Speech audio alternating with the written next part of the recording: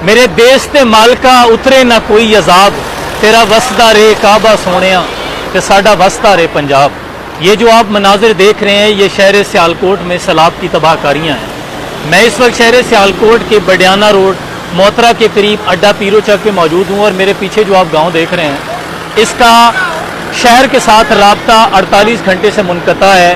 लोग अपनी मदद आपके तहत यहाँ से जा रहे हैं, लेकिन ज़िली इंतज़ामिया की जानिब से या अरबाब अख्तियार की जानिब से अभी तक कोई भी इंतज़ामिया का बंदा इनकी मदद को नहीं पहुँचा। इस मुश्किल घड़ी में अल्लाह हमें सब्र व इस्तिकामत अता करे कि हम अपने लोगों के साथ शाना बशाना मिलकर उनकी मदद कर सकें। और लोगों से ये भी अपील करना चाहता हूँ कि एक दूसरे की तरफ ना देखें। ये वो मुश्किल घड़ी है जब जापान पर आई थी तो जापान के बूढ़े बुजुर्ग घरों से निकल कर लोगों की मदद को आ गए थे। उनका ये यकीन था कि हमने अपनी ज़िंदगी गुजार ली है, आए अपने जवानों को बचा लें। पुलिस की गाड़ियां मौजूद नहीं थी, लेकिन फिर भी ट्रैफिक अपने रूल्स के मुताबिक चल रही थी।